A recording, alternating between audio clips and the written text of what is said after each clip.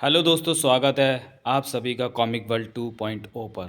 तो चलिए दोस्तों, शुरू करते हैं अनिल मोहन जी के उपन्यास वांटेड अली का क्लाइमेक्स एपिसोड। स्क्रीनों पर उभरी बंगले का कई जगह का हिस्सा नज़र आ रहा था। बंगले के आसपास के हिस्से नज़र आ रहे थे। बाहरी फाटक नज़र आ रहा था। उस सारी जगहों पर कैमरे इस तरह लगे थे कि मनचाही जगह को स्क्रीन पर देखा जा सकता था। अली नहाया धोया पड़ा था। शरीर पर अब दूसरे कपड़े थे। बाल अभी भी गीले थे। एक तरफ गर्म कॉफ़ी का प्याला पड़ा था। उन्हें भीतर आते पाकर नजरें घुमाई और दोनों को देखकर बोला, आओ, मैं तुम दोनों को कुछ दिखाना चाहता हूँ। देवराज चौहान और महाजन की निगाह स्क्रीनों पर फिरने लगी। ये देखो। एक स्क्रीन को हाथ लगाता अली बोला, बाहरी फाटक पर कैमरे लगे। वो कैमरे सड़क और आसपास की जगहों को कवर करते। मैं तुम्हें वो इंसान दिखाता हूँ जो दिन भर से हमारे पीछे रहा और अब इसी इमारत की निगरानी पर है। वो अंधेरे में खड़ा है। अली ने पुनः स्क्रीन पर एक जगह हाथ लगाया। इस जगह पर देखते रहो।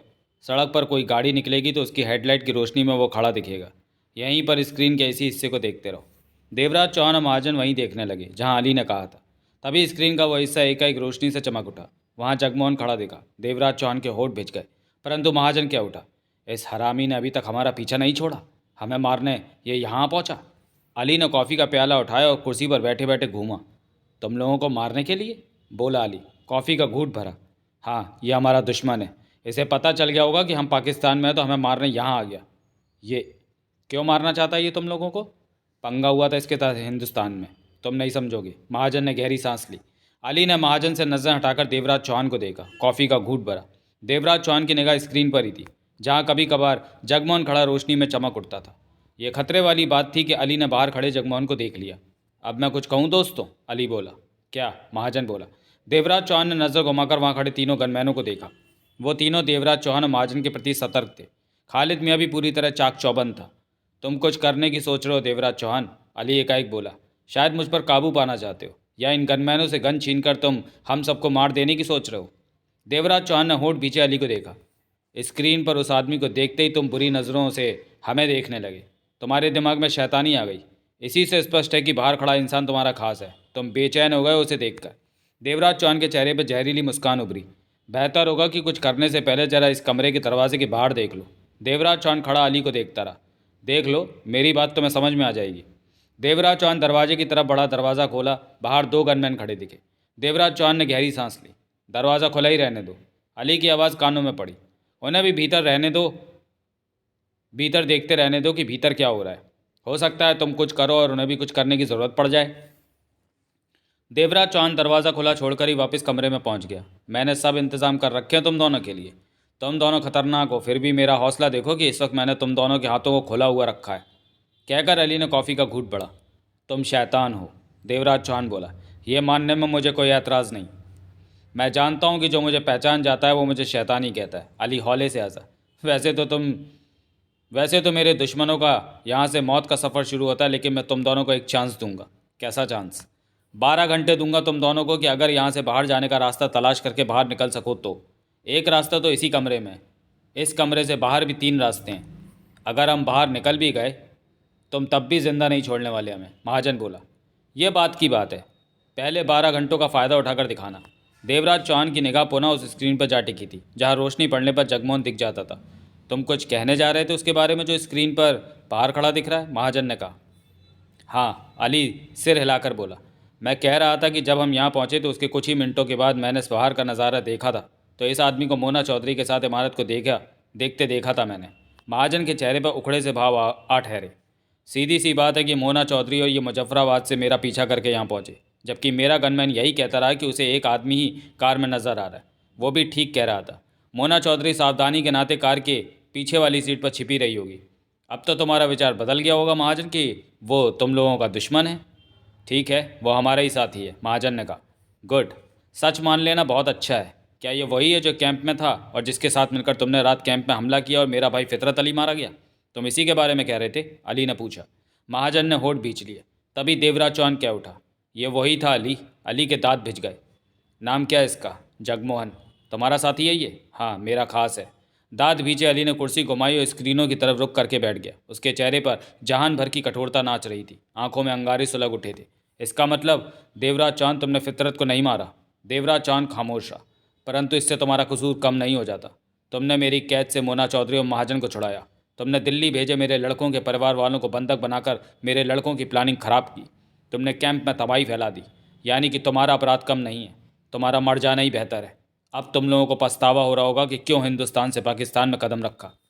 कोई पछतावा नहीं है, देवराज चौहान बोला। मुझे यकीन है कि हम तुम्हें मार देंगे।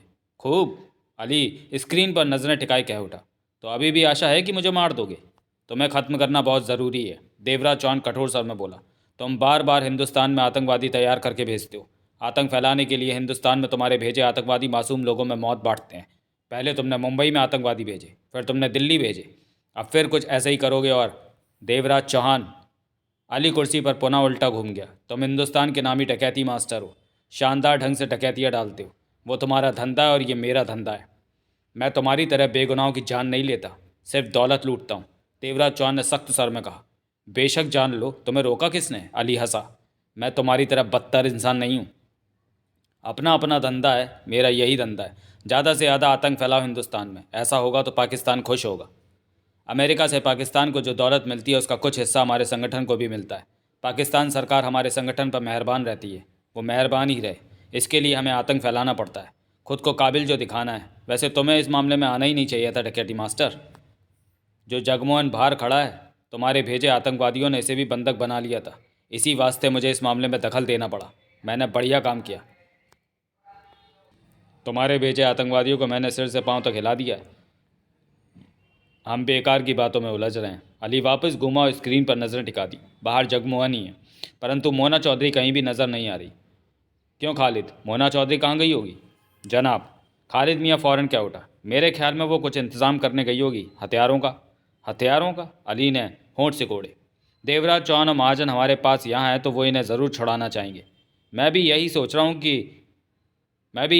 हूँ। तो वो हम पर हमले का प्रोग्राम बना रहे हैं? जी। एक बाहर रहकर नज़र रख रहा है, दूसरा गायब है। या तो दूसरा हथियार लेने गया है या हमले के लिए आदमी इकट्ठे करने गया है, अली ने कहा। यानी कि रात में ये हमला करेंगे, मज़ा आएगा। देवराज चौहान और महाजन की नज़रें मिली। दोनों बहुत कुछ कर देना चाहते थे, परंतु ये भी जानते थे कि कुछ भी करना वक्त से पहले मौत को दावत देना है। देवराज चौहान, अली ने स्क्रीन को देखते हुए कहा। कहते रहो, मैं सुन रहा हूँ। तुम्हारे मुंह से मुझे अपना नाम सुनना अच्छा नहीं लगता। बहुत नफरत है मुझसे? अली हंस पड़ा। खैर, तो मैं ये कह रहा था कि आज रात तुम तमाशा देखोगे कि तुम्हारे चाहने वाले मोना चौधरी और जगमोहन कैसी बुरी मौत मरते हैं। वो दोनों रात को ज़रूर इस इमारत में प्रवेश करेंगे, तुम दोनों को यहाँ से निकाल ले जाने का प्लान बनाकर। परंतु मेरे गनमैन इमारत में कदम कदम पर फैले हैं। उन्हें पार करके वो इमारत में नहीं आ सकते, क्योंकि 10-12 गनमैन हो, वो सिर्फ 2, यानी कि उनका मरना लाजमी है। गनमैनों को सतर्क कर दूं जनाब? खालिद मियाँ ने कहा। ज़रूर कर देना, भूलना मत। अली मुस्करा कर क्या उठा। मैं इन दोनों को मरा हुआ देखना चाहता हूँ, और ये जिंदा पकड़े जाए तो और भी अच्छा होगा।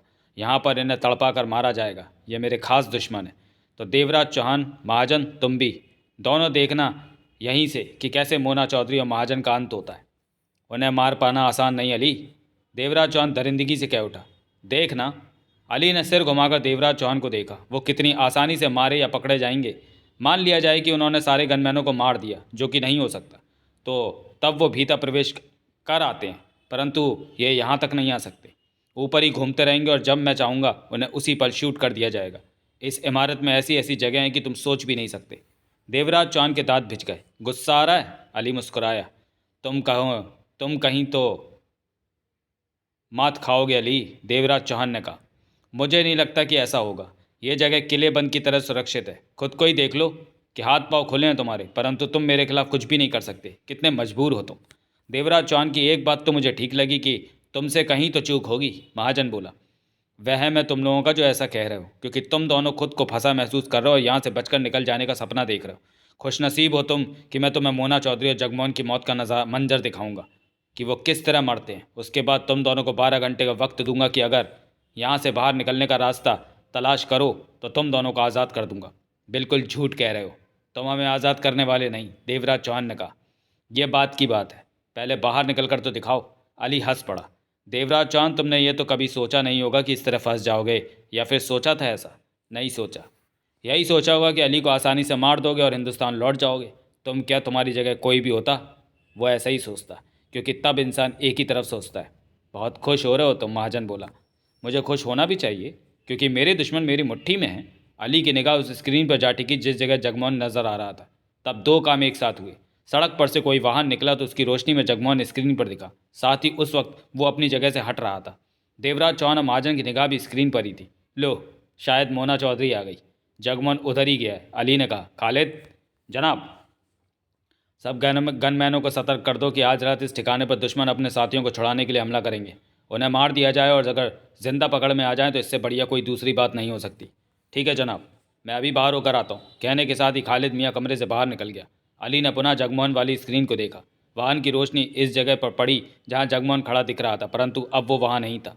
तुम दोनों सोच रहे होगे कि किसी तरह अपने साथियों को सावधान कर देते तो। तभी अली का सैटेलाइट फ़ोन बज उठा। चिड़िया चहकने की आवाज़ वहाँ गूंज उठी। हेलो। अली ने स्विच ऑन करके बात की। अली, खरखराती सी आवाज़ उसके कानों में पड़ी। जनाब। अली फ़ौरन सीधा हो गया। कैंप का हाल देखा तुमने? जी जनाब, मैंने देवराज चौहान और महाजन को पकड़ लिया है। अली ने आदर भरे स्वर में कहा। देवराज चौहान कैंप में रहमान बनकर रह रहा था और महाजन इसरार नाम से वहाँ था। इन दोनों ने ही सारी गड़बड़ी की थी। हमारे कैंप में कोई भी गद्दार नहीं था, न काजिया, न यूसुफ खान, न शरीफ अली। इन्होंने ऐसा क्यों किया वहाँ? ये कैंप को तबाह कर देना चाहते थे और इनका प्लान था कि मुझे वहाँ आने को मजबूर कर दें, और जब मैं वहाँ पहुँचूँ तो ये मुझे मार दें। ये भारत सरकार के खामा के नुमाइंदे बनकर पाकिस्तान में हमारे खिलाफ आ पहुँचे। इन्हें तकलीफ है कि हम हिंदुस्तान में अपने लड़के भेजते हैं। देवराज चौहान वहाँ का डकैती मास्टर और मोना चौधरी हिंदुस्तानी अंडरवर्ल्ड की जानी मानी हस्ती है। तुम्हारे पास देवराज चौहान और महाजन हैं? जी जनाब। मोना चौधरी कहाँ हैं? मेरे उस ठिकाने के बाहर जहाँ मैं देवराज चौहान और महाजन के साथ हूँ। बाहर मोना चौधरी के साथ देवराज चौहान का साथी जगमोहन है। वो दोनों इमारत पर हमला करने की सोच रहे हैं। तुम्हारा क्या प्रोग्राम है? मैं इन सबको ख़त्म कर दूंगा। ऐसे लोगों का ख़त्म हो जाना ज़रूरी है। सबको ख़त्म कर दो। इसके साथ ही फ़ोन बंद हो गया। अली ने कान से हटाकर सैटेलाइट फ़ोन वापस रखा। तुमने अभी किससे बात की? देवराज चौहान ने पूछा। क्यों? इसलिए पूछा कि तुम्हारी बात करने का ढंग बहुत शरीफाना था। अली कुछ पल चुप रहा, फिर क्या उठा। अभी जिससे मेरी बात हुई वो मेरे संगठन का मालिक है। मालिक? हाँ, वह हमारे संगठन का मालिक है, परंतु मैं नहीं जानता वो कौन है। शायद कोई भी नहीं जानता कि संगठन का असली मालिक कौन है। उसे जब ज़रूरत होती है वो हमसे बात कर लेता है। वक्त वक्त पर संगठन को पैसे मुहैया करा देता है और कभी कभी हमें काम करने की योजना भी बता देता है। यही हमारे संगठन का मालिक है। तुमने पता तो करने की चेष्टा की होगी कि वो कौन है? नहीं, मैं ऐसी गुस्ताखी नहीं कर सकता। जिसने इतने बड़े संगठन को जन्म दिया है वो कोई मामूली इंसान नहीं हो सकता। कहकर अली ने सिर को झटका दिया। छोड़ो इन बातों को।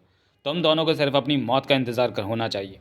और बाहर हॉल में पड़ी यातना की मशीनों के बारे में बताता हूँ कि उन्हें कैसे इस्तेमाल किया जाता है और तुम दोनों को कैसे यातना दी जाएगी। अपनी मौत देखो, अपनी मौत के बारे में सोचो। इसके अलावा और कुछ भी सोचने की ज़रूरत नहीं है। अली बाहर निकल आया। तीनों गनमैन उन दोनों को गनों की नोक पर रख के बाहर ले आए। तभी सामने से खालिद मियाँ आता दिखा। वो वापस आया।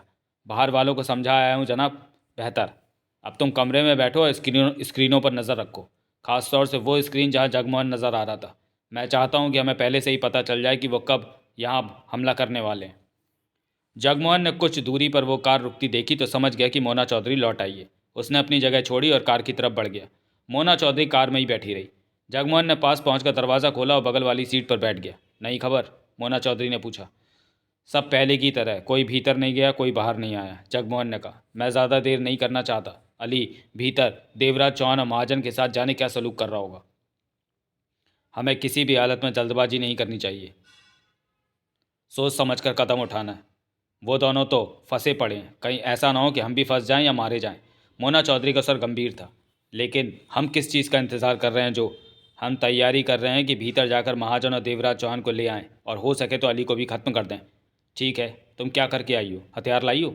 हाँ, कार की डिग्गी में पड़े हैं। पाकिस्तान में हथियार हासिल करना बड़ी बात नहीं है। क्या क्या लाई हो? रिवॉल्वरें, गनें, ग्रेनेड और 2 टेलीस्कोपी राइफलें। Telescope rifle? जगमोहन के माथे पर बल पड़े। उसका क्या फ़ायदा? मोना चौधरी ने सिर घुमाया और सड़क की तरफ देखने लगी। चुप क्यों? टेलीस्कोप वाली राइफल का क्या काम? जो जगमोहन। मोना चौधरी सड़क के किनारे पर खड़ी इमारतों को देखती कह उठी। अब तक तुम्हें यह तो पता चल ही गया होगा कि अली हमारा आसान दुश्मन नहीं है। उससे पार पाना कठिन काम है। हम पाक अधिकृत कश्मीर मुजफ्फराबाद से मियाँ वली तक उसकी वैन का पीछा करते रहे और अली ने ऐसा दिखावा किया जैसे उसे पीछा किए जाने का पता ही ना हो। जगमोहन ने पहलू बदला। वो सब जानता है कि हम उसके पीछे हैं। कहीं ऐसा ना हो कि हम भीतर जाएं देवराज चौहान और जगमोहन को छुड़ाने के लिए और अली हमें चूहेदान में फंसा ले। जबकि मुझे तो ऐसा ही लगता है कि जैसे वो हमारे आने का ही इंतज़ार कर रहा है कि हम आएँ। और तुम्हारी बात बेवकूफ़ी से भरी है। जगमोहन झल्ला उठा। हो सकता है, परंतु मैं टेलीस्कोपी राइफ़ल का इस्तेमाल ज़रूर। कहाँ इस्तेमाल होगी राइफ़ल? मैंने कुछ प्लान बनाया है, सुन लो, ना पसंद आए तो प्लान में बदलाव कर सकते हो, मोना चौधरी ने कहा और सड़क पार ऊंची इमारतों की तरफ देखा। सामने की किसी इमारत में तुम ऐसी जगह ठिकाना बनाओगे जहां से अली की इमारत का निशाना ले सको। एक मिनट, तुमने कितने लोगों को इमारत में नोट किया? गनमैन ही देख पाया मैं, वो कोई 8 हैं, परंतु मैं गुंजाइश छोड़कर सोचता हूँ तो वो 12 से 14 तक हो सकते हैं। सब बेहद सतर्क हैं, अपनी ड्यूटी ठीक ढंग से कर दे रहे हैं। 5-7 बंगले के भीतर भी होंगे, मोना चौधरी ने कहा। ज़्यादा भी हो सकते हैं। फिर तो मेरा प्लान ठीक है, हम 2 हैं और इतनों का मुकाबला नहीं कर सकते, जबकि अली ज़रूर जानता है कि हम बाहर ही कहीं हैं और शायद आज रात हमला भी कर दें। वो दूर की सोचता है, हमें भी सोचना चाहिए। तुम अपना प्लान बता रही थी। जगमोहन के चेहरे पर गंभीरता नजर आने लगी थी। तुम सामने किसी इमारत पर टेलीस्कोपी राइफल के साथ टिक जाओगे। टेलीस्कोप ऐसे गिलास का बनाए कि रात के अंधेरे में भी अपने शिकार को स्पष्ट देख सकोगे। वहाँ से तुम एक एक को चुनकर मारोगे, मारते रहोगे और इन्हीं हालातों का मैं मौका उठाकर भीतर प्रवेश कर जाऊंगी। परंतु तुम अपना काम रोकोगे नहीं, मैं। तुम्हारा मतलब है कि तुम भीतर जाओगी और मैं टेलीस्कोप गन के साथ बाहर रहूँगा? हाँ, हम 2 तरफ मोर्चा लेंगे, मैं भीतर से और तुम। नहीं, मैं भी भीतर जाऊँगा, जगमोहन दृढ़ स्वर में कह उठा। इस तरह हम भीतर नहीं जा सकेंगे और मारे जाएंगे, मोना चौधरी कह उठी। तुम मेरी तरह ये सोचकर क्यों नहीं चलते कि इमारत के भीतर अली ने हमारे लिए जाल बिछा रखा है। हम दोनों एक साथ भीतर जाएंगे तो हमें पहरेदारों से टक्कर लेनी पड़ेगी, जबकि हम वहाँ मैदान जीतने नहीं जा रहे, महाजन और देवराज चौहान को छड़ाने जा रहे हैं। मोना चौधरी का स्वर तेज और समझाने वाला था। अगर तुम सामने की इमारत से एक एक करके इमारत में पहरा देते गनमैनों को मारना शुरू कर दोगे तो इससे उनके बीच घबराहट फैल जाएगी, वे इधर उधर छिपेंगे और इसी का फ़ायदा उठाकर मैं आसानी से भीतर प्रवेश कर जाऊंगी। ये ज़रूरी नहीं कि मैं सफल रहूं, परंतु यही एक कोशिश है कि तुम भीतर क्यों जाओ, क्या मैं नहीं जा सकता? ठीक है, मोना चौधरी ने गहरी सांस ली। तुम भीतर जाना चाहते हो तो तुम जाओ, मैं टेलीस्कोप गन की जिम्मेवारी संभाल लेती हूँ। जगमोहन ने मोना चौधरी को देखा। मोना चौधरी जगमोहन को ही देख रही थी। दोनों में कुछ पल खामोशी रही, फिर जगमोहन कह उठा, ठीक है, तुम जो चाहती हो ऐसा ही होगा, बताओ तुम्हारा क्या प्लान है? मोना चौधरी बताने लगी। सड़क पार जो 2 इमारतें थी वो व्यावसायिक केंद्र था और 10 मंजिला थी। उन्होंने सामने वाली इमारत की 5वीं मंजिल का एक ऑफिस चुना, जो कि इस वक्त बंद हो चुका था। जगमोहन ने दरवाजे पर लटकते ताले को एक तार तलाश करके उससे खोला था। दोनों भीतर प्रवेश कर गए। सड़क की तरफ खुलने वाली खिड़की से उन्होंने सामने देखा। सामने सड़क थी और उस पार वो इमारत जिसके भीतर अली मौजूद था। सड़क के किनारे खड़े पेड़ यदा कदा नज़रों के सामने आ जाते थे। गन दिखाओ, जगमोहन बाहर देखता कह उठा। मोना चौधरी ने हाथ में पकड़ा थैला नीचे रखा और उसमें से गन के टुकड़े निकालकर उन्हें गन का रूप देने लगी। 5 मिनट में ही टेलीस्कोप लगी गन उनके हाथ में तैयार थी। सामने वाली इमारत साफ दिख रही है? मोना चौधरी ने उसे गन देते हुए पूछा। हाँ, जगमोहन ने गन थामी। मैं देखना चाहता हूँ कि गन में कैसा नज़र आता है। कमरे में अंधेरा था। जगमोहन ने गन को खिड़की से सटाया और उसके ऊपर फिट हुई टेलीस्कोप पर आंख लगा दी। टेलीस्कोप पावरफुल था और अंधेरे में दिन जैसा स्पष्ट दिख रहा था। इसी का फ़ायदा उठाकर मैं आसानी से भीतर प्रवेश कर जाऊंगी। ये ज़रूरी नहीं कि 1 2 3 4 कई गनमैन उस इमारत में टहलते दिखे। जगमोहन टेलीस्कोप पर आंखें टिकाए रहा। 4-5 मिनट के बाद उसने टेलीस्कोप से आंख हटाई और पलट कर मोना चौधरी से बोला, ठीक है, मैं यहाँ से आसानी से निशाना ले लूँगा। कितने लोग दिखे वहाँ के? करीब 6। कोई बचना नहीं चाहिए। मेरी पूरी कोशिश होगी कि कोई ना बचे। मोना चौधरी ने जेब से मोबाइल निकालकर जगमोहन को दिया। ये रखो, अब हमारी बातचीत इसी पर होगी। मेरे पास जो फ़ोन है उसका नंबर तो मैं पता ही है। फ़ोन लेकर जगमोहन ने सिर हिलाते हुए कहा, तुम खतरे में जा रही हो, संभल कर रहना। मोना चौधरी ने सिर हिला दिया। बोली, मैं तुम्हें फ़ोन पर बता दूंगी कि तुमने कब हरकत में आना है। उन्हें मौका मत देना संभलने का, वरना ये बात तो वो फ़ौरन ही जान जाएंगे कि निशाना यहाँ से लिया जा रहा है। जगमोहन ने पुनः गन संभाली और उसे खिड़की पर सटाकर निशाना साधने लगा। मोना चौधरी पलट कर बाहर निकल गई। मोना चौधरी वापस अंधेरे में खड़ी कार के पास पहुंची और डिग्गी खोलकर वहां पड़ी रिवॉल्वरों को उठाकर अपने कपड़ों में फंसाने लगी। चेहरे पर कठोरता आ गई थी। गन भी थी उसके पास, परंतु उसे पता था कि इमारत के भीतर गन के इस्तेमाल में वो सहज नहीं हो पाएगी, इसलिए रिवॉल्वर से काम लेना ही उसने बेहतर समझा। परंतु जिस पर पड़े कपड़ों से उसे परेशानी आने लगी। शबनम का दिया कमीज सलवार उसने पहना हुआ था। कार में पहले वाले कपड़े, पैंट और स्कीवी पड़ी थी। मोना चौधरी ने रिवॉल्वर निकालकर डिग्गी में रखी और कार से पैंट स्कीवी निकालकर वहीं अंधेरे में बदलने लगी। मिनट भर में ही उसने कपड़े बदल लिए थे। उतारे कपड़े कार में रख दिए। अब वो खुद को अच्छा महसूस कर रही थी। उसने रिवॉल्वरें अपने कपड़ों में फंसाई और जो रिवॉल्वर हाथ में रखी उस पर साइलेंसर लगा लिया था। फालतू गोलियां जेबों में ठूस ली थीं। अब मोना चौधरी इमारत में जाने के लिए पूरी तरह तैयार थी।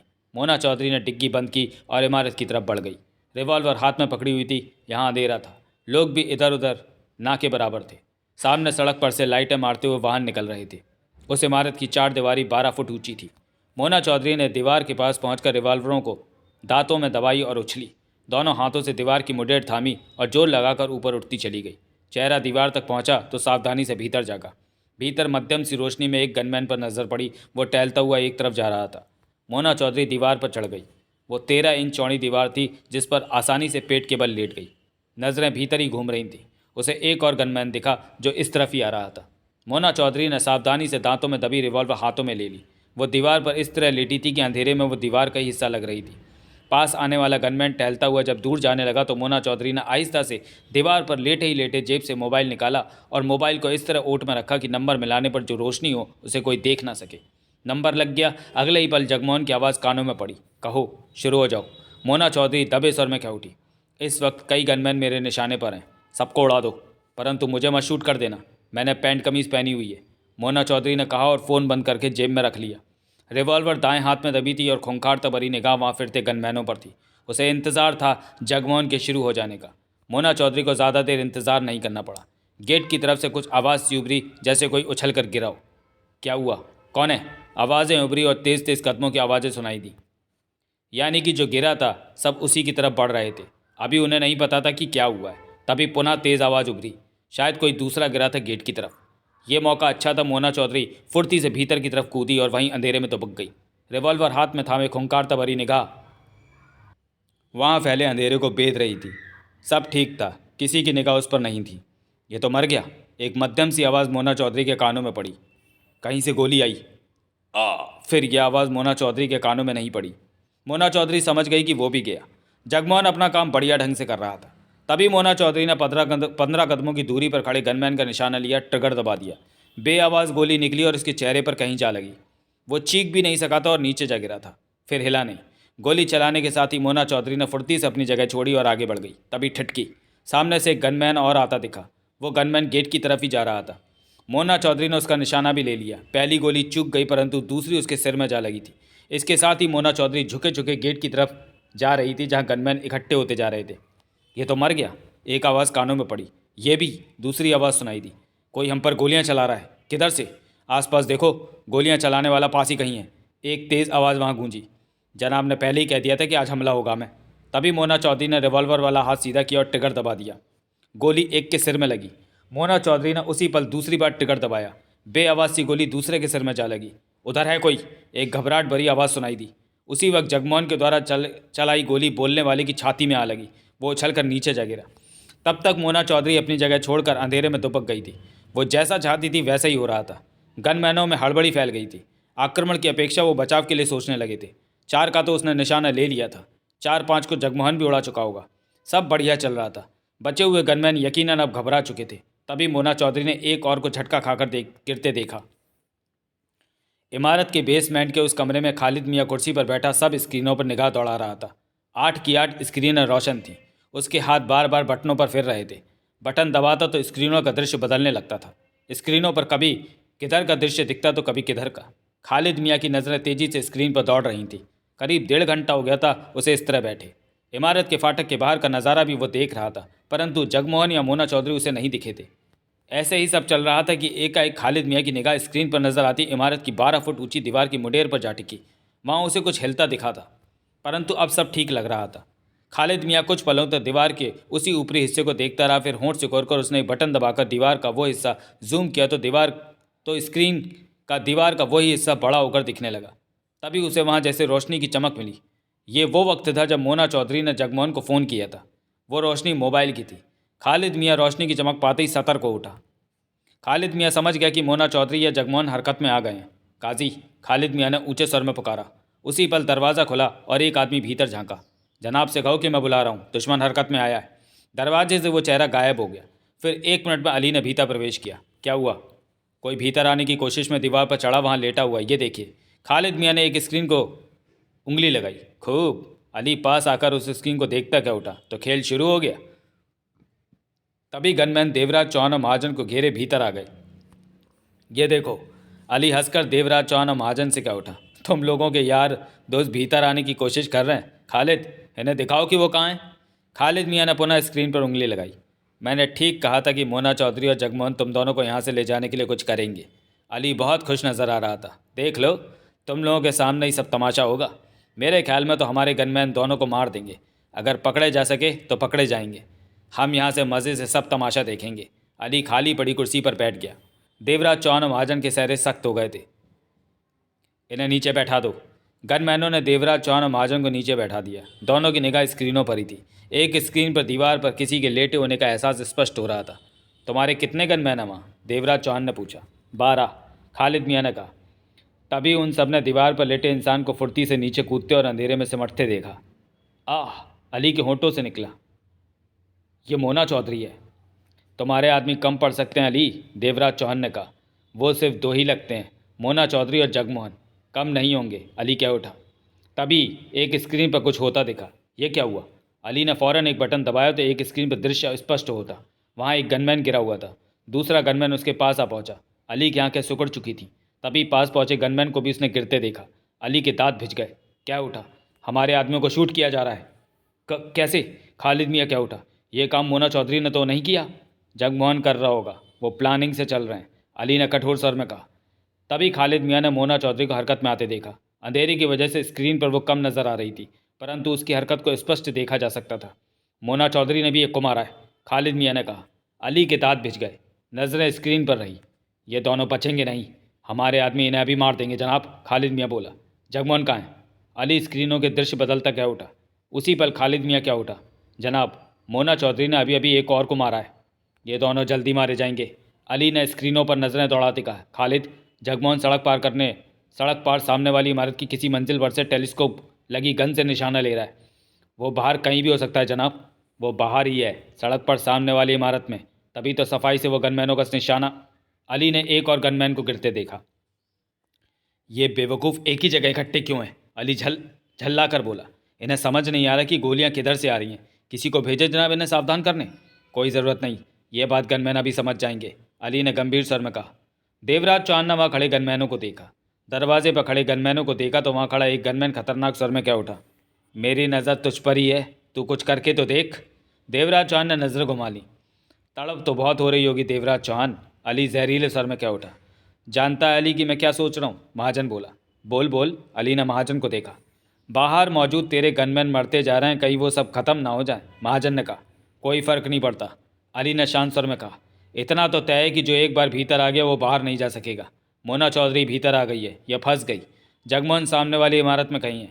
अभी मेरे आदमी जाएंगे और उसकी लाश घसीटते हुए ले आएंगे।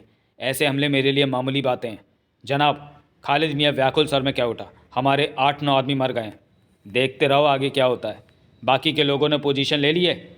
यानी कि मोना चौधरी एक और वो कितने? अली बोला। 3 या 4 बहुत हैं, अली मुस्कुराया।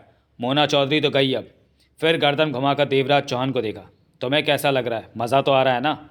अभी तक तो मैंने तुम्हारे ही आदमी मरते देखे हैं, देवराज चौहान ने भिचे स्वर में कहा।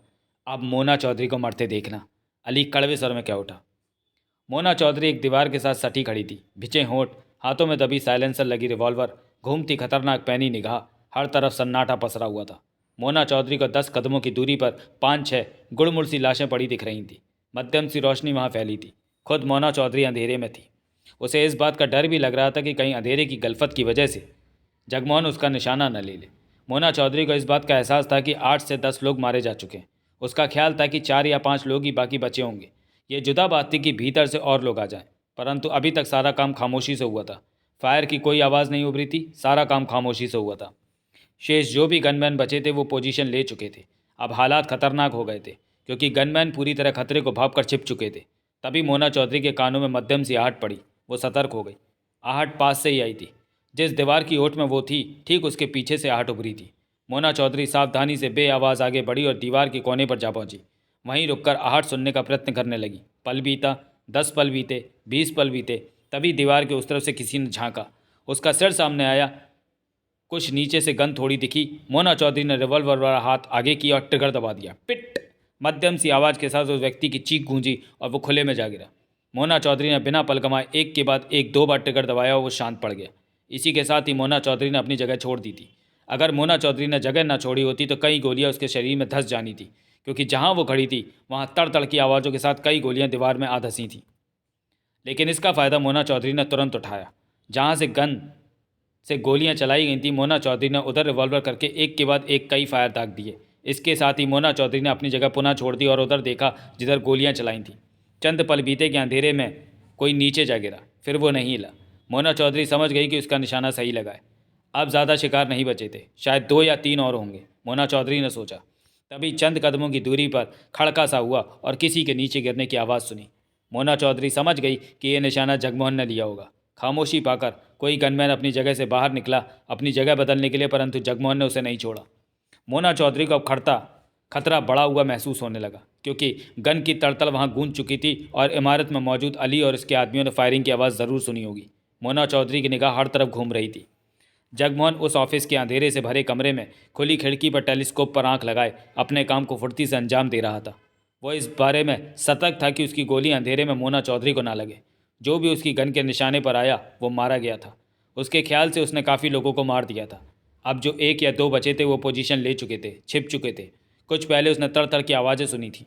ऐसा होते ही उसे महसूस हो गया था कि मोना चौधरी के लिए खतरा बढ़ गया है। भीतर के लोग बाहर आ सकते हैं या सतर्क तो हो ही जाएंगे।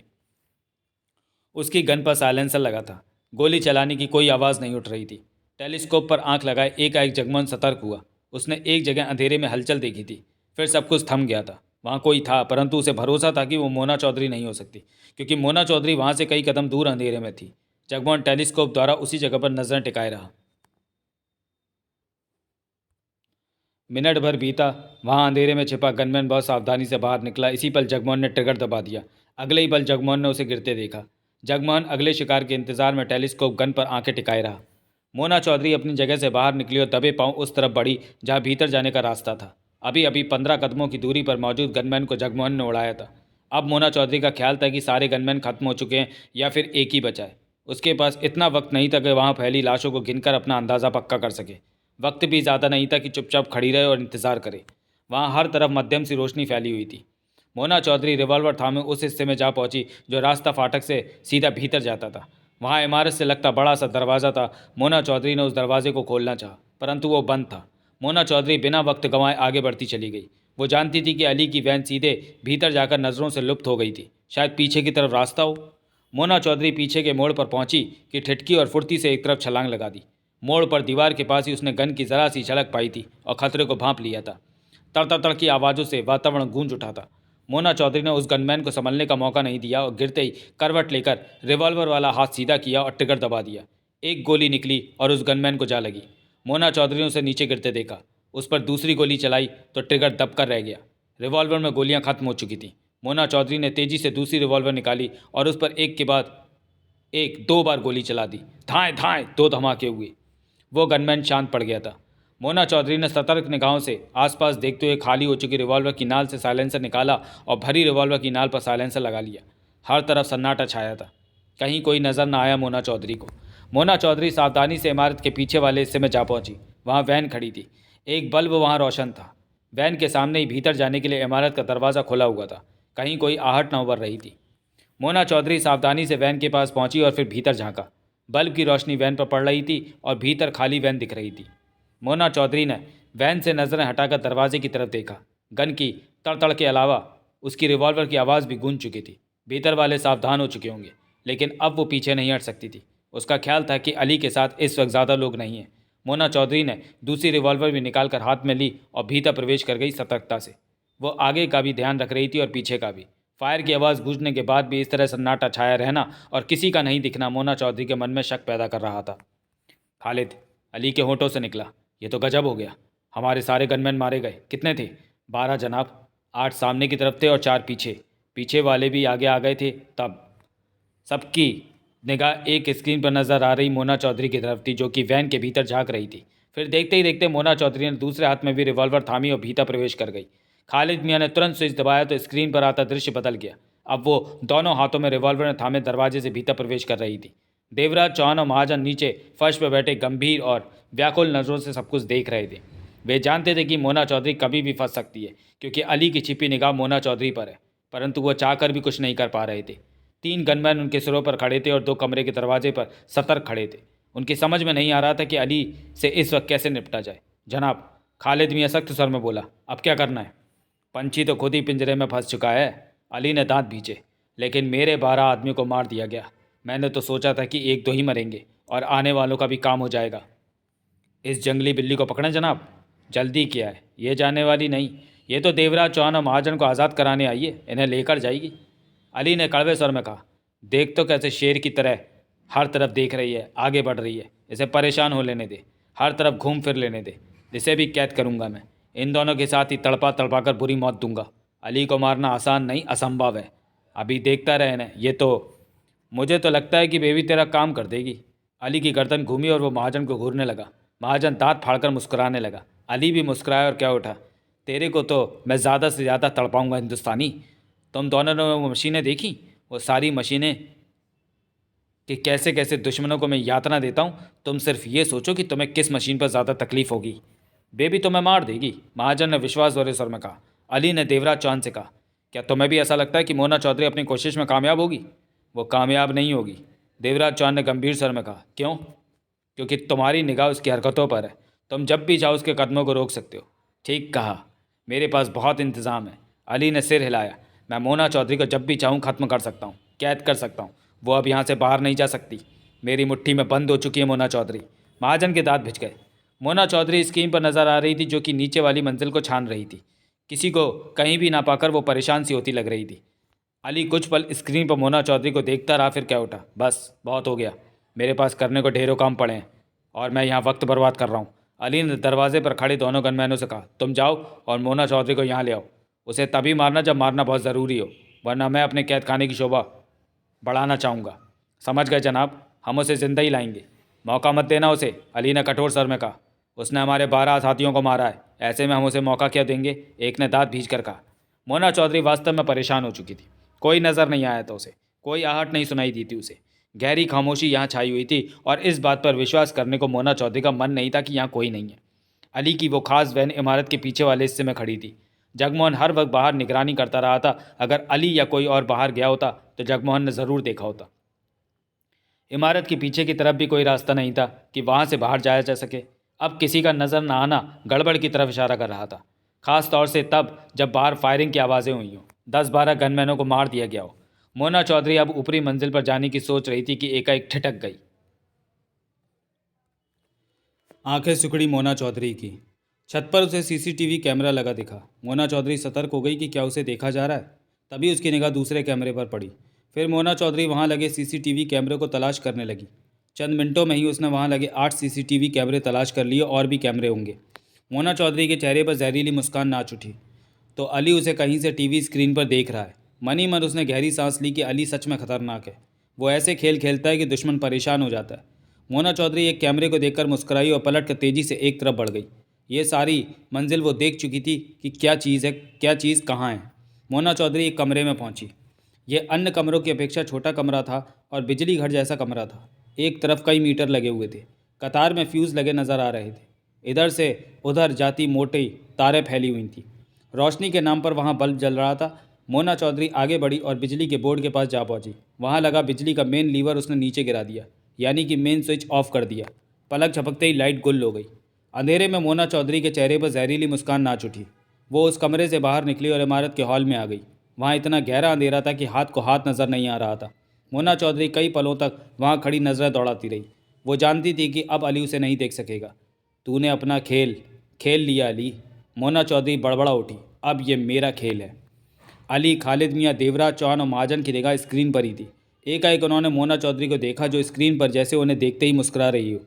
जनाब, खालिद मियाँ के होठों से निकला, उसने कैमरे को देख लिया है। वो समझ गई है कि हम उसे देख रहे हैं, अली ने गहरी सांस लेकर कहा। अब ये क्या करेगी? ये, अली ने सोच भरे स्वर में कहा। इसके शरीर में हिंदुस्तानी दिमाग है, ये हिंदुस्तान की तरह ही सोचती है। क्या मतलब जनाब? ये ज़रूर ऐसा कुछ करेगी कि जिससे पाकिस्तान को तकलीफ़। ये कहाँ जा रही है?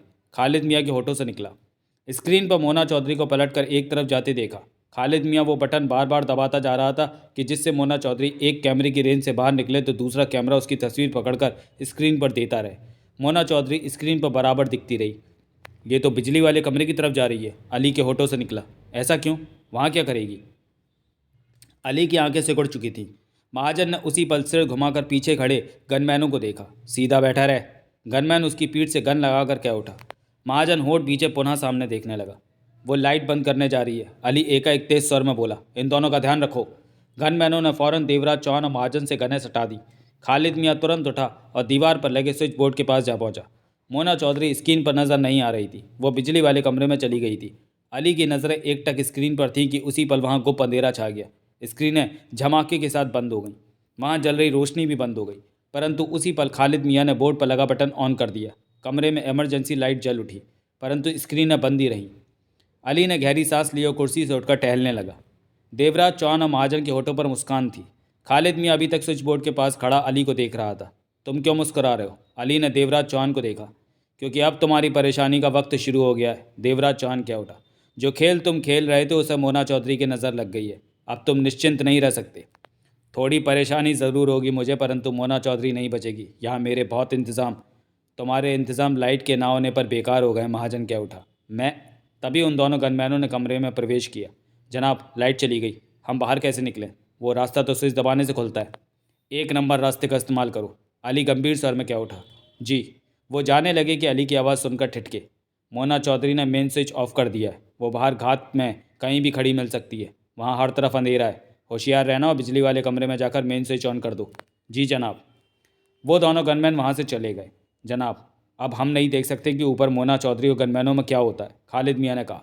अभी लाइट आ जाएगी और हम इस समस्या से उभर जाएंगे, अली ने शांत स्वर में कहा। खालिद मियाँ के चेहरे पर गंभीरता थी। मोना चौधरी हमारे गनमैनों को ख़त्म कर सकती है। वो पहले से ही वहाँ मौजूद है। और खालिद, अली की निगाह देवराज चौहान और महाजन पर जा टिकी। जानते हो मैं क्या सोच रहा हूँ? क्या? इन दोनों को इनके ठिकाने पर पहुँचा दिया जाए। आने वाले वक्त में जाने क्या हालात सामने आते हैं। आपका ख्याल ठीक है। पहले हमें मोना चौधरी का किस्सा समाप्त करना है, खालिद मियाँ ने कहा। फिर गनमैनों से बोला, इन दोनों को बाहर हॉल में ले चलो। उठो, एक गनमैन गुर्राया। देवराज चौहान और महाजन उठ खड़े हुए। तुम तो हमें 12 घंटे देने वाले थे कि हम बाहर निकलने का रास्ता ढूंढ सके तो? हाँ, मैं ऐसा ही करने वाला था, परंतु अब हालात बदल गए हैं। मोना चौधरी ने लाइट ऑफ करके गड़बड़ कर दी है। मैं अपना ध्यान मोना चौधरी पर लगाना चाहता हूँ और नहीं चाहता कि तुम लोग इस मौके पर कोई गड़बड़ कर दो। बाहर ले चलो इन्हें, अली ने शांत स्वर में कहा और दरवाजे की तरफ बढ़ गया। बाहर भी हॉल में इमरजेंसी लाइट से कुछ बल्ब जल रहे थे। देवराज चौहान और महाजन को ज़मीन में गड़े लोहे के खंभों में लगी जंजीरों से बांधकर खड़ा कर दिया गया। दोनों हाथ ऊपर की तरफ बंधे थे और नीचे जंजीरों के कड़े पाँव में फंसा दिए गए थे। इस सारे काम में फुर्सत पाकर खालिद मियाँ ने अली से कहा, अब हमारे पास करने को कुछ नहीं है जनाब, और ऊपर की मंजिल पर मोना चौधरी मौजूद है। इंतज़ार करो, हमारे आदमी जल्दी मेन स्विच ऑन करेंगे, फिर सब कुछ ठीक हो जाएगा। जगमोहन ने 15 मिनटों के इंतज़ार के बाद महसूस किया कि वहाँ अब और कोई गनमैन नहीं बचा है। मोना चौधरी को उसने इमारत के पीछे की तरफ जाते देख लिया था। अपना काम खत्म करवाकर वो इमारत से नीचे आया। गन उसने ऊपर ही छोड़ दी थी। सड़क पार की और इमारत के गेट से हटकर खड़ी कार के पास आ गया था। रात के 11 बजने वाले थे। अभी तक किसी भारी आदमी का ध्यान इमारत की तरफ नहीं टिक पाया था कि वहाँ गोलियाँ चली हैं। किसी ने फायरिंग की आवाज़ सुनी भी होगी तो पता नहीं चल पाया होगा कि आवाज़ें किधर से आईं। जगमोहन के कार के पास पहुंचकर टहलने लगा। मोना चौधरी भीतर थी, अली भीतर था, उनके आदमी भीतर थे, देवराज चौहान और महाजन भीतर थे। परंतु जगमोहन को भीतरी हालातों का कुछ भी नहीं पता था कि मोना चौधरी, देवराज चौहान और महाजन किस हाल में। बाहर मारे गए गनमैनों की खबर भीतर वालों को हो गई होगी। उसके बाद ही मोना चौधरी भीतर गई थी। जगमोहन समझ नहीं पा रहा था कि कैसे भीतरी हालातों की जानकारी पाए। एकाएक जगमोहन ठिठका।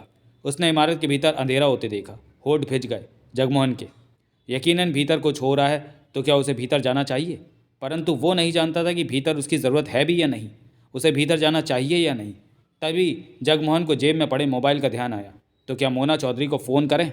कहीं बेवक्त पर मोना चौधरी के फ़ोन की बेल बजे और वो किसी मुसीबत में फंस जाए।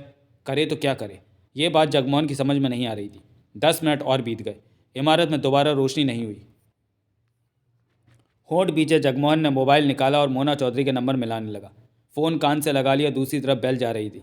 फिर मोना चौधरी की आवाज़ कानों में पड़ी। कहाँ हो? इमारत के बाहर। वहाँ अब मेरा काम बाकी नहीं बचा था, जगमोहन ने कहा। इमारत की लाइट कैसे बंद हो गई? मैंने मेन स्विच ऑफ किया है। अली कैमरों के द्वारा मुझे देख रहा है। वो इमारत में ही कहीं सुरक्षित जगह पर है। कहाँ, ये मुझे भी नहीं पता, परंतु अब उसे अपनी जगह से बाहर निकालना पड़ेगा, क्योंकि अब वो मुझे देख नहीं सकता। मैं आऊँ? मेरे ख्याल में नहीं, तुम बाहर ही रहो, ज़रूरत पड़ी तो फ़ोन कर दूंगी। देवराज चौहान और महाजन की खबर कोई? अभी तो नहीं, वो दोनों अली के पास ही होंगे। अली ज़्यादा देर तक छिपा नहीं रह सकता अंधेरे में, वो बाहर ज़रूर आएगा। तुम अकेली हो, मैं भीतर इन हालातों में मैं अकेली बहुत हूँ। तुम बाहर का ध्यान रखो कि कोई बाहर ना निकले। जगमोहन ने फ़ोन बंद करके जेब में रखा। मन में बेचैनी छाई रही। वे दोनों गनमैन गुप्त रास्ते से निकलकर ऊपरी मंजिल पर आ पहुंचे थे। हर तरफ अंधेरा छाया हुआ था।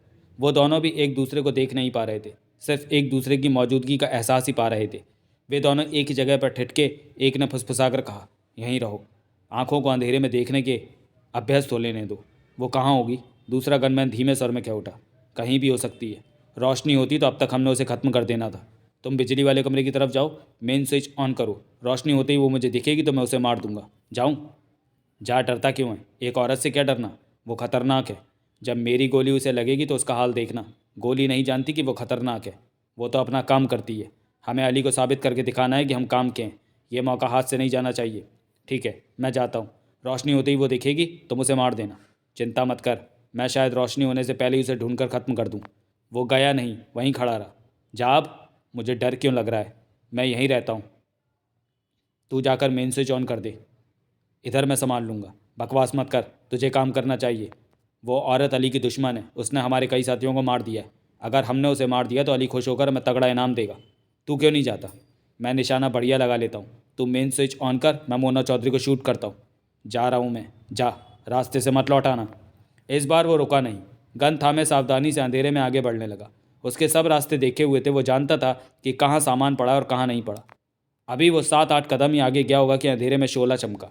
उस शोले को दूसरे गनमैन ने भी देखा, जो कि गोली ही थी। बेआवाज़ गोली मोना चौधरी की रिवॉल्वर से निकली थी और आगे बढ़ने वाले गनमैन की छाती में जा लगी थी।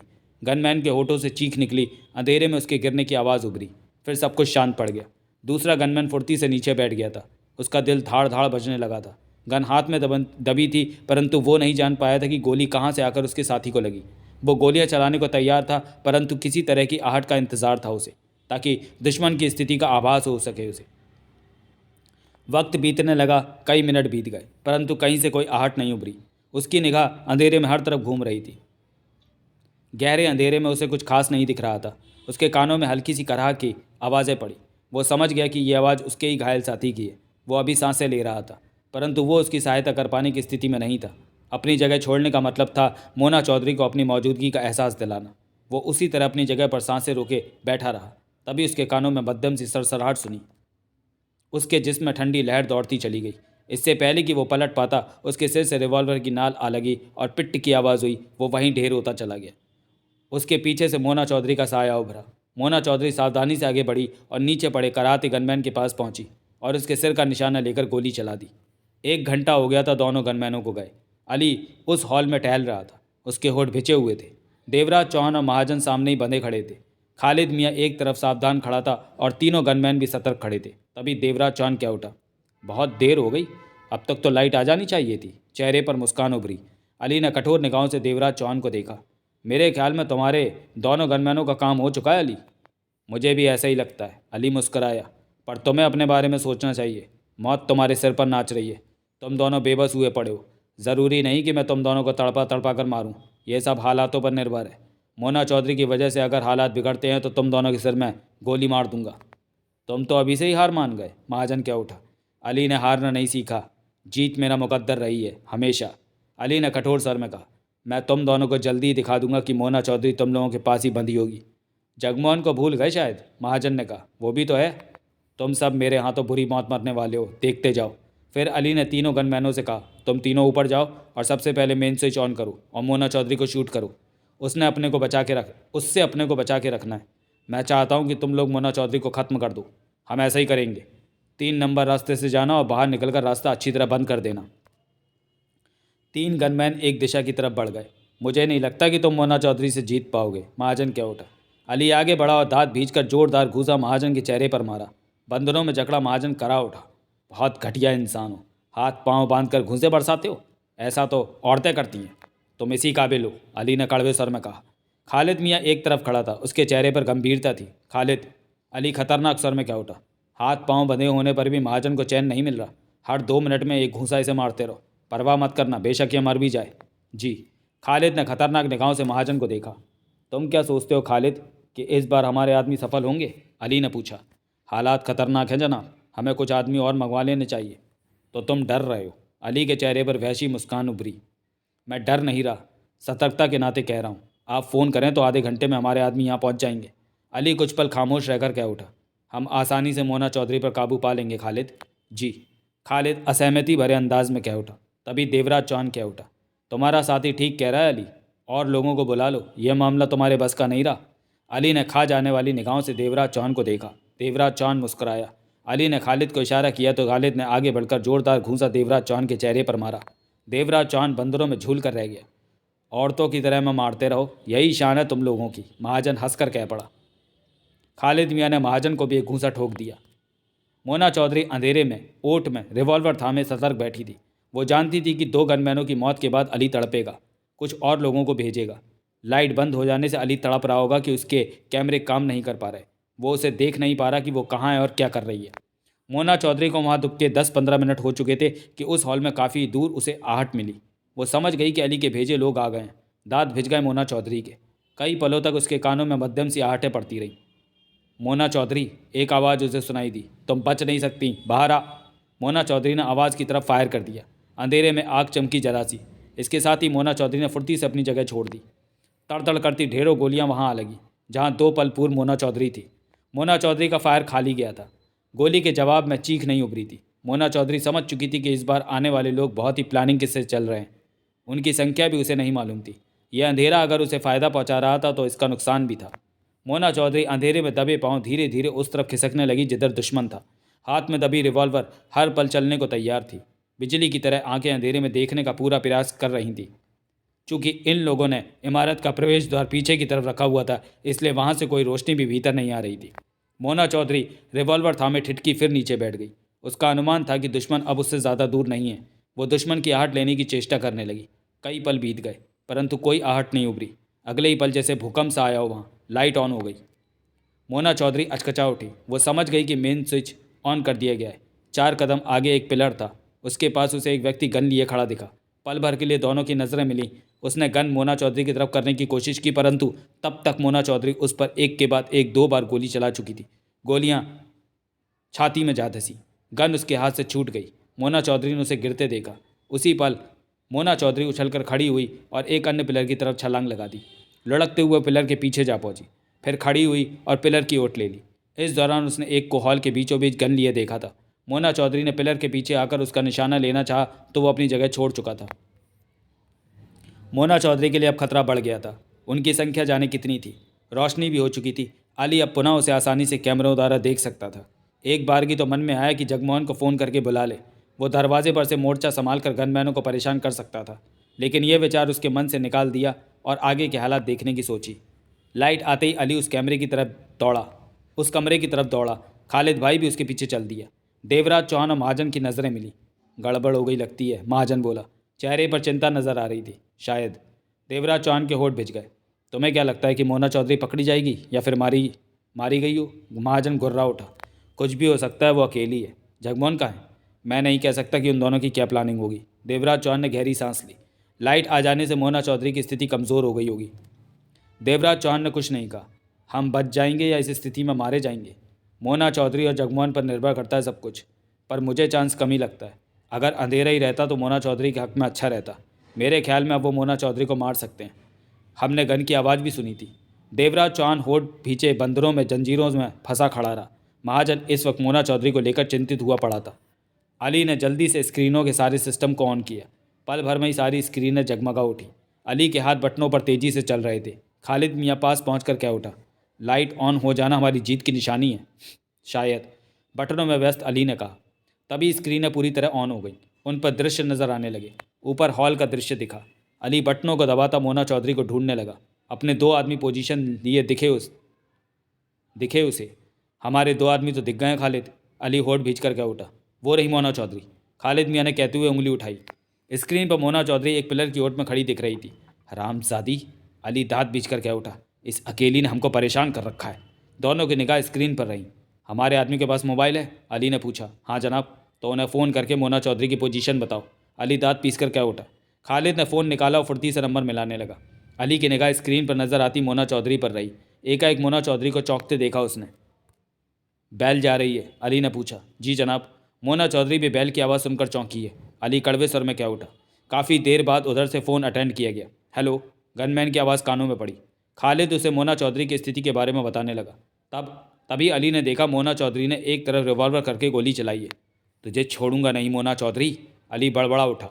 खालिद फ़ोन बंद करके अली से कह उठा, मैंने गनमैन को मोना चौधरी की पोजीशन बता दी है, अब देखेगा उसे। अली ने स्क्रीन पर नज़र आती मोना चौधरी को देखते हुए कहा, इसका साथी जगमोहन कहाँ है? वो भी कहीं पास में होगा जनाब। पास में होता तो उसने हमारे साथ आदमियों पर गोलियां ज़रूर चलाई होती। फिर तो वो बाहर होगा। हाँ कहीं तो होगा, पर वो भीतर क्यों नहीं आया? इससे मोना चौधरी को सहायता मिलती। और कहते कहते चुप हो गया। अली फिर बोला, वो किसी को फ़ोन कर रही है, शायद अपने साथी को, उसे भीतर बुला रही होगी। खालिद मियाँ के होठों से गुर्राहट निकली। फ़ोन की घंटी की आवाज़ सुनते ही मोना चौधरी की आंखें सिकुड़ गईं। उसे खतरा महसूस होने लगा। 15 कदमों के फासले पर उसे मोबाइल की बेल की आवाज़ आ रही थी। वो समझ गई थी कि जो गनमैन उसकी फ़िराक में है उनका ही मोबाइल बज रहा है और फ़ोन करने वाला अली होगा, जो कि यहाँ लगे कैमरों में उसकी पोजीशन देखकर इन गनमैनों को बता रहा होगा ताकि वो उसका शिकार कर सके। मोना चौधरी ने उस तरफ एक फायर भी किया जिधर फ़ोन बजा था। अब उसे स्पष्ट तौर पर खतरा नजर आने लगा था। यहाँ उसे उड़ाने के लिए गनमैन थे। कैमरे पर उसे देखकर गनमैनों को उसकी पोजीशन बताई जा रही थी। फैसले की घड़ी आ गई थी। खतरा बढ़ गया था। उसे मजबूती से घेरा जा रहा था और बिजली वाला कमरा यहाँ से दूर था। अब लाइट बंद कर पाना संभव नहीं था। एकाएक उसने फ़ोन निकाला और जगमोहन के नंबर मिलाकर कान से लगा लिया। इस दौरान उसकी पैनी निगाह हर तरफ जा रही थी। कहो, जगमोहन की आवाज़ कानों में पड़ी। यहाँ खतरा पैदा हो गया मेरे लिए, तुम्हें आ जाना चाहिए अब, मोना चौधरी ने दबे स्वर में कहा। अभी पहुँचा। बंगले के पीछे की तरफ से प्रवेश का रास्ता है, परंतु सीधे भीतर मत आना। भीतर हॉल में 2 3 4, मैं नहीं जानती कितने गनमैन हैं। यहाँ कैमरे लगे हैं और अली हरकतों को देख। तुम सुरक्षित हो? जगमोहन का तेज स्वर कानों में पड़ा। अभी तक तो सुरक्षित हो, परंतु मोना चौधरी के शब्द अधूरे रह गए। पीठ पर गन की नाल आ सटने का आभास पा लिया था उसने। मोना चौधरी ने पलटना चाहा कि खतरनाक स्वर कानों में पड़ा, ऐसे ही रहो। मोना चौधरी के दांत भिज गए। एक हाथ में रिवॉल्वर थी, दूसरे हाथ में दबा फ़ोन कान पर था। यह मैं क्या सुन रहा हूँ? जगमोहन की आवाज़ कानों में पड़ी। मैं पकड़ी गई, मोना चौधरी कह उठी। मैं अभी पहुंचा। तभी पीछे से उसके फ़ोन वाले हाथ पर गन की नाल मारी गई। फ़ोन छूटकर नीचे जा गिरा। नाल पुनः पीठ से आ लगी थी। रिवॉल्वर फेंको। वही खतरनाक स्वर पुनः गूंजा। रिवॉल्वर फेंक दिया। दांत अभी तक सख्ती से भिजे हुए थे। तलाशी ले इसकी, पीछे खड़े गनमैन ने ऊंचे स्वर में कहा। दूसरा गनमैन कहीं ओट से निकलकर मोना चौधरी के सामने आ गया। उसके हाथ में गन दबी थी। वो बेहद सतर्क लग रहा था। उसने मोना चौधरी से कहा, हाथ ऊपर करो। मोना चौधरी ने उसे घूरते हाथ ऊपर कर लिए। वो एक हाथ से गन थामे पास आया और दूसरे हाथ से मोना चौधरी की तलाशी लेने लगा। मोना चौधरी मौका चाहती थी कि कुछ कर जाने का मौका मिले तो वो खुद को बचा ले, परंतु एक गन पीठ पर लगी थी और दूसरी सामने थी। गनमैन ने तलाशी में 3 रिवॉल्वर निकाली और उन्हें दूर फेंक दिया। अली के चेहरे पर क्रूरता भरी मुस्कान फैली हुई थी। नज़रें स्क्रीन पर थी। खालिद मियाँ भी पास खड़ा मुस्कुरा रहा था। मोना चौधरी के पकड़े जाने का नज़ारा वो स्क्रीन पर देख रहे थे। बिल्ली पकड़ी गई खालिद? जी जनाब, बहुत देर से तंग कर रही थी। यह हिंदुस्तान से मुझे मारने आई थी। अली को मारना भी कहाँ आसान है, लेकिन मुझे अपने भाई की मौत का दुख है। फितरत अली ज़िंदा होता तो कितना अच्छा होता। अली ने गहरी सांस ली। जनाब, फितरत अली की मौत का मुझे बहुत दुख है, खालिद मियाँ ने सुर में सुर मिलाया। स्क्रीन पर वो दोनों गनमैन मोना चौधरी को लिए एक तरफ बढ़ रहे थे। वो आ रहे हैं जनाब। एक रह गया, जगमोहन नाम का दुश्मन, अली बोला। वो इमारत के बाहर कहीं है। वो भी हाथ में आ जाता तो कितना अच्छा लगता। सब कुछ सिर पर चढ़ा बोझ उतर जाता। मेरी माने तो गनमैनों को उसकी तलाश में बाहर भेज दीजिए। उसके पास गन है, वो गनमैनों को उड़ा देगा। दूसरे ठिकाने से हमें और गनमैन मंगवा लेने चाहिए, खालिद मियाँ ने कहा। यही ठीक रहेगा। फ़ोन करूं? खालिद जेब में हाथ डालते क्या उठा। कर दे, 20-25 आदमी बुला ले, अली ने कहा और उठकर बाहर निकल गया। खालिद मियाँ नंबर मिलाने लगा। अली वहाँ बंधे खड़े देवराज चौहान और महाजन के पास पहुँचा। खुशखबरी है तुम दोनों के लिए। अली के चेहरे पर क्रूरता भरी मुस्कान आ ठहरी थी। मोना चौधरी को मार दिया? महाजन गुर्रा उठा। नहीं, उसे पकड़ लिया गया और मेरे आदमी उसे यहीं पर लेकर आ रहे हैं। यह सुनकर महाजन ने चैन की सांस ली। इस जगह को अच्छी तरह देख लो, ये तुम लोगों की कब्रगाह बनने वाली है। यहाँ पर तुम लोग सड़ सड़ कर मर जाओगे। ऐसी मौत होगी तुम लोगों की, दोबारा जन्म लेने की बात सुनकर कांपने लगोगे। देवराज चौहान शान से अली को देखे जा रहा था। तुम कुछ कहोगे नहीं देवराज चौहान? अपनी मौत की शान में कुछ तो कहो। अली हंस पड़ा। अभी तुम पूरी तरह सफल नहीं हो सके। जगमोहन अभी आज़ाद है, देवराज चौहान बोला। उसी ने तुम्हारे भाई पर गोलियां बरसाई थीं। महाजन दांत पीछे कह उठा। उसका भी इंतज़ाम किया जा रहा है, मेरे और आदमी आ रहे हैं। वो तभी कदमों की आवाज़ें उनके कानों में पड़ी। अली ने उसी पल गर्दन घुमाकर देखा। वो दोनों गनमैन मोना चौधरी को लिए आ रहे थे। देवराज चौहान और महाजन की नज़रें भी उधर उठीं। खालिद मियाँ भी वहाँ आ पहुँचा था। अली मोना चौधरी को देखते ही ठहाका लगाकर हंस पड़ा। तुम सच में खतरनाक हो मोना चौधरी, परंतु अली से बच पाना आसान नहीं। अब तुम मेरे शिकंजे में आ गई हो। मोना चौधरी बेबस थी गनों के इशारे पर चलने के लिए। तुम दूसरी बार मेरी कैद में फंसी हो। एक बार पहले तुम्हें कैद किया था, परंतु पता चला कि देवराज चौहान ने तुम्हें आज़ाद करा लिया। अब देख लो, देवराज चौहान तुमसे पहले यहाँ मौजूद है। मैं तुझे बुरी मौत मारूंगी अली। मोना चौधरी गुर्रा उठी। ज़रूर मारना। अली ने कड़वे स्वर में गनमैनों को आदेश दिया। इसे भी इन्हीं की तरह जंजीरों में बांध दो। खालिद मियाँ भी उनकी तरफ बढ़ गया। देखते ही देखते मोना चौधरी को भी उन्हीं की तरह बांध दिया गया। मोना चौधरी झटपटा उठी। तुम्हारे आने से पहले मैं इन दोनों को यही बता रहा था कि ये जगह तुम दोनों की कब्रगाह, तुम लोगों की कब्रगाह बनने वाली है। यहाँ पर तुम तड़प तड़प कर मरोगे। तुम लोगों का चौथा साथी भी बहुत जल्द यहाँ होगा। अली को मारना आसान नहीं। अली तो इस वक्त जैसे खुशी के मारे पागल हो रहा था। तुमने मेरे बहुत आदमी मार दिए मोना चौधरी, लेकिन तुम जिंदा हो। अली जिंदा ही रहेगा। अली को मारना आसान नहीं। खेल नहीं अली कि तुम मार दोगे। खालिद जनाब, हमारे लोग आ रहे हैं। आधे पौन घंटे में आ जाएंगे। जगमोहन बाहर उन लोगों को वापसी की राह देख रहा होगा। हमारे लोग जब आएँ तो पहला काम जगमोहन को पकड़ने का करना और दूसरा काम बाहर पड़ी लाशों को उठाने का करना है। जी, ये कैदी अब तुम्हारे हवाले हैं। मुझे जाना होगा, बहुत काम है करने को मेरे पास। याद रहे कि इन्हें ज़्यादा से ज़्यादा ढेर जिंदा रखने की कोशिश करनी है और तड़पा तड़पा कर इन्हें मारना है। मैं ऐसा ही करूँगा जनाब। अली की खतरनाक निगाह तीनों पर फिर रही थी और तीनों अली को मौत भरी नज़रों से देख रहे थे। अली वहाँ खड़े गनमैनों से बोला, तुम में से एक मेरे साथ चलेगा। वैन चलानी है। ड्राइविंग कौन अच्छी तरह से जानता है? मैं जनाब, एक गनमैन ने कहा। तो तुम ही मेरे साथ चलोगे। फिर खालिद मियाँ से बोला, तुम अब इन तीनों को तड़पा कर मौत दोगे। और तभी उस हॉल के एक तरफ का गुप्त दरवाज़ा सरक कर खुलता चला गया। सबकी नज़रें उस तरफ उठी। देवराज चौहान और महाजन चौंके। मोना चौधरी के चेहरे पर उलझन के भाव दिखने लगे। अली की आंखें सिकुड़ गईं। जनाब, ये तो जोरा खानम है, काजिया की पत्नी। खालिद मियाँ क्या उठा। दरवाजे पर जोरा खानम ही खड़ी दिख रही थी। वो हल्के नीले रंग के बुरके में थी। चेहरे का पर्दा उठा हुआ था और खूबसूरत चेहरा चमक रहा था। वो शांत सी खड़ी सबको देख रही थी। महाजन ने देवराज चौहान को देखा। देवराज चौहान ने भी महाजन को देखा, परंतु कुछ कह नहीं सका। जोरा खानम इस तरफ आने लगी। तुम तो काजिया की बीवी हो। अली के माथे पर बल दिखने लगे। तुम्हारी यहाँ आने की हिम्मत कैसे हुई? ये गुप्त रास्ता तुम्हें किसने बताया? तुम यहाँ क्या कर रही हो? जोरा खानम 6 कदमों की दूरी पर आ खड़ी हुई और बोली, अली। जोरा खानम के होठों से खरखराती सी आवाज़ निकली। अली चिहुक उठा, जैसे पैरों के नीचे से फर्श खिसका जा रहा हो। ये तो वही आवाज़ थी जिसे वह संगठन का मालिक समझता था। मेरी आवाज़ सुनकर चौंक गए तुम? जोरा खानम के होठों से वही खरखराती आवाज़ निकली। तुम अब? अली कुछ कह ना सका। चेहरे पर से कई रंग आकर गुजर गए थे। ठीक समझे तुम, ये मैं ही हूँ, इस संगठन की मालकिन। तुम हमेशा मुझसे ही बात करते हो, जोरा खानम ने कहा और उसकी नज़रें बाकियों सब पर फिरने लगीं। अली अभी भी खुद को संभाल नहीं पाया था। वो अजीब सी नज़रों से जोरा खानम को देखे जा रहा था। हक्का बक्का सा था वो। उसे अपनी आंखों पर विश्वास नहीं हो रहा था कि जो देख सुन रहा है वो सब सच है। कैसे हो देवराज चौहान? जोरा खानम सामान्य लहजे में कह उठी। मुझे हैरानी है कि तुम इस आतंकवादी संगठन की मालकिन हो, देवराज चौहान बोला। जोरा खानम मुस्कुराई, फिर अली को देखा। अली एकटक उसे ही देख रहा था। कई सालों से मैं ही संगठन की देखरेख कर रही हूँ। मेरे शौहर ने इस संगठन को खड़ा किया था। बहुत मेहनत की थी उसने और मैं भी अपने शौहर के साथ इन कामों में लगी रही। परंतु एक बार हमले में मेरे शौहर की जान चली गई तो संगठन की मालकिन मैं बन गई। परंतु ये भी जानती थी कि औरत होने के नाते संगठन वाले शायद मेरे मालकिन होने पर ऐतराज़ उठाएं, क्योंकि मैं औरत हूँ। इसलिए मुझे यही रास्ता दिखा कि मैं मर्दाना आवाज़ में बात करूँ। वही मैं करती रही। अली अभी भी सामान्य नहीं हुआ था। एक बार मैंने काजिया को देखा तो वो मुझे पसंद आया। मैं उसके साथ रहने लगी। काजिया नहीं जानता था कि हकीकत में मैं कौन हूँ, परंतु सबके बीच रहकर मैं संगठन को भी संभालती रही। मुझे अभी भी विश्वास नहीं आ रहा। अली ने गहरी सांस ली। जोरा खानम शांत भाव से आगे बढ़ी और देवराज चौहान के पास पहुंची। यहाँ जो भी हो रहा था मैं सब सुन रही थी देवराज चौहान। मैंने सब इंतज़ाम कर रखे हैं कि हर जगह मेरी नज़र रहे। इस वक्त तुम हैरान हो रहे होगे कि कैंप में तुमने मुझे बता दिया था कि तुम चाल चल रहे हो। मैं जान गई थी कि काजिया बेगुनाह है, फिर भी मैं खामोश रही। यहाँ तक कि जब मैंने फितरत अली से ये कहा कि काजिया ने 30 करोड़ वाली बात मुझसे की थी, तो तब फितरत ने सही मायनों में काजिया को दोषी माना और उसे मार दिया। तुम इस बात का जवाब पाने को बेचैन होगे कि मैंने तुम्हारा साथ क्यों दिया। देवराज चौहान की सिकुड़ चुकी आंखें जोरा खानम पर थीं। सब जोरा खानम को ही देख रहे थे। दरअसल तब तुम जो कर रहे थे वो मेरी समझ से दूर था कि तुम ये सब क्यों कर रहे हो।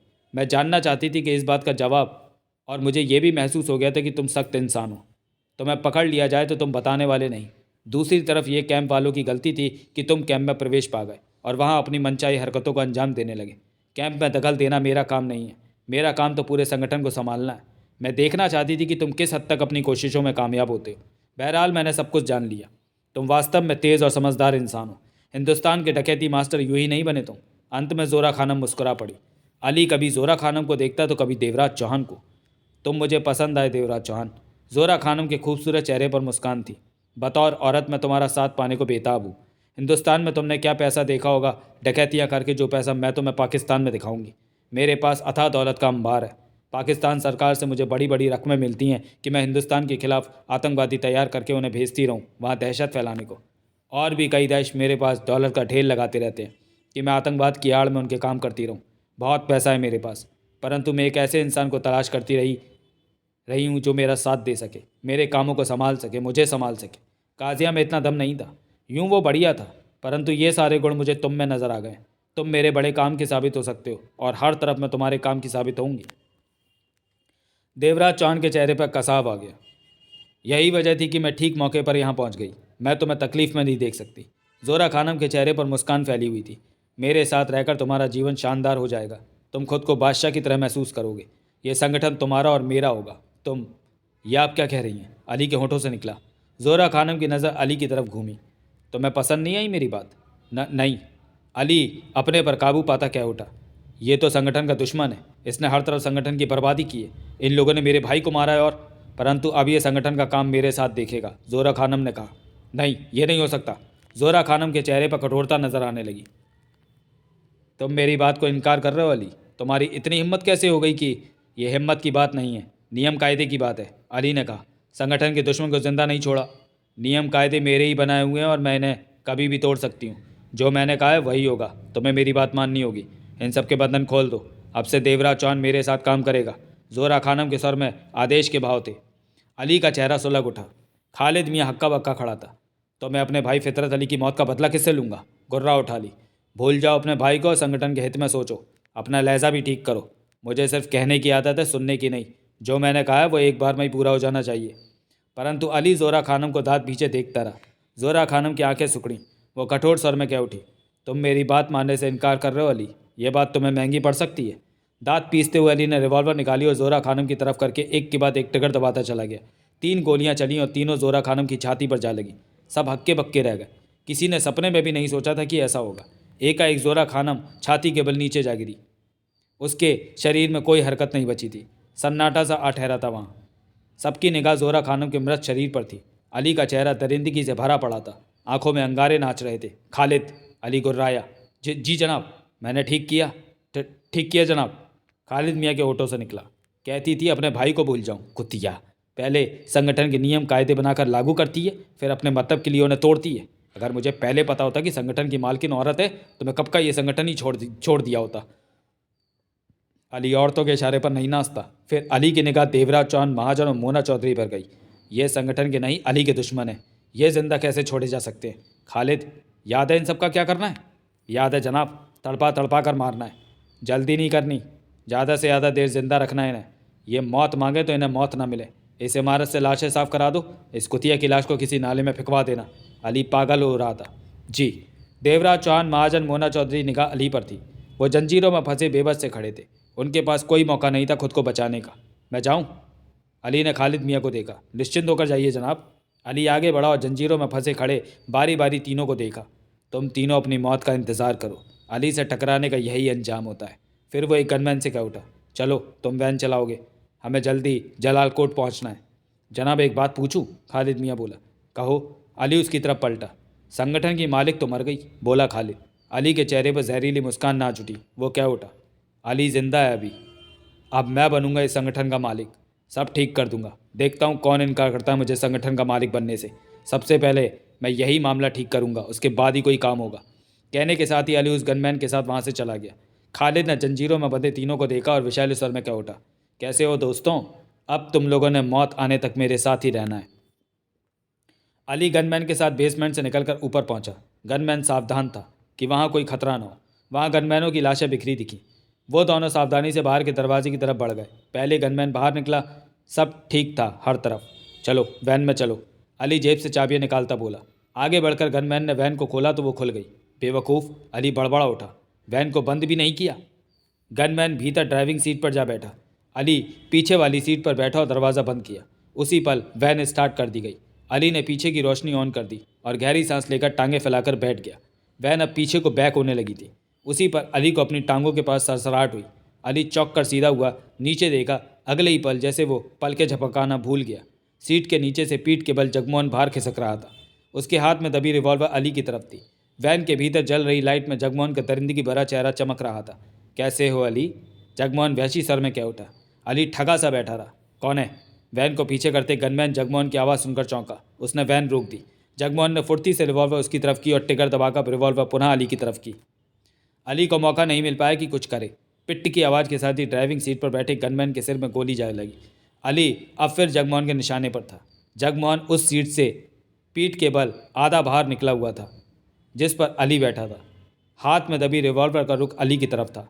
अली कुछ करने की तो क्या, हिलने की भी स्थिति में नहीं था। उसके दांत भिज चुके थे खुद को फंसा पाकर। तुम जानते हो कि मैं तुम्हें कभी भी मार सकता हूँ। जगमोहन गुर्रा उठा। हम दोस्ती कर सकते हैं, अली बोला। देवराज चौहान, मोना चौधरी और महाजन कहाँ हैं? जगमोहन ने दांतों को पीस कर कहा। भीतर। जिंदा हैं? हाँ। उनके पास तुम्हारे आदमी हैं? अली ने सहमति से सिर हिलाया। फ़ोन निकाल और अपने आदमियों से कह कि उन्हें बाहर लेकर आएँ। अली होड़ बीचे जगमोहन को देखता रहा। सुना नहीं तूने?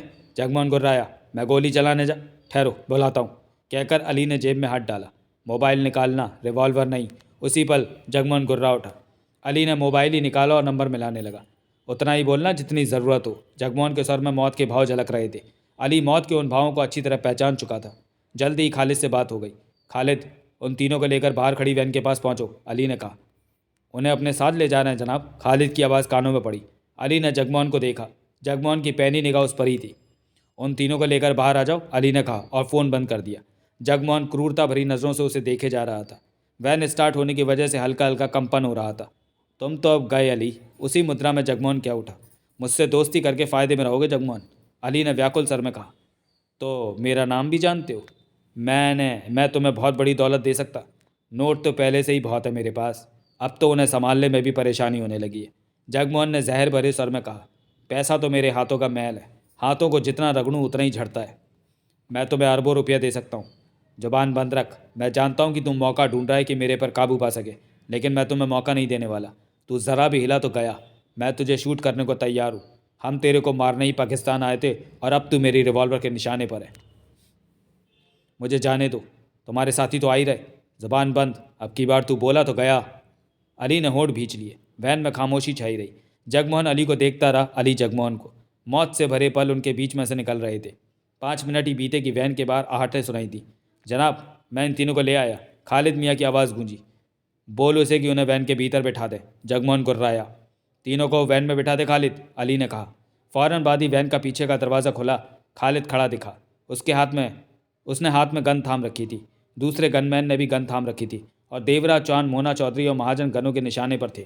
खालिद फ़ौरन नहीं देख पाया जगमोहन को वैन के फर्श पर लेटे। इन्हें कह दे कि गन दूर फेंक दे। खालिद चौंका जगमोहन का सर चुनकर। साथ ही जगमोहन पर नज़र पड़ी। जनाब, खालिद ने कहना चाहा। गनें फेंक दो, अली गुस्से में भर कर कह उठा। मैं इसके निशाने पर हूँ। खालिद हिचकिचा सा उठा। देवराज चौहान, महाजन, मोना चौधरी ने जगमोहन की आवाज़ सुनी तो मामले को समझा। जल्दी करो खालिद, अली पुनः उसी लहजे में कह उठा। खालिद ने गन फेंक दी। ये देख गनमैन ने भी गन फेंक दी। चल। जगमोहन खुंखारता भरे स्वर में अली से कह उठा। वैन से बाहर निकल। तुम क्या करना, बाहर निकल। जगमोहन गुर्रा उठा। अली जल्दी से उठा और वैन से नीचे कूद गया। जगमोहन फुर्ती से सीट के नीचे से निकला और वैन में खड़े होते ही सबसे आगे खड़े खालिद को शूट किया।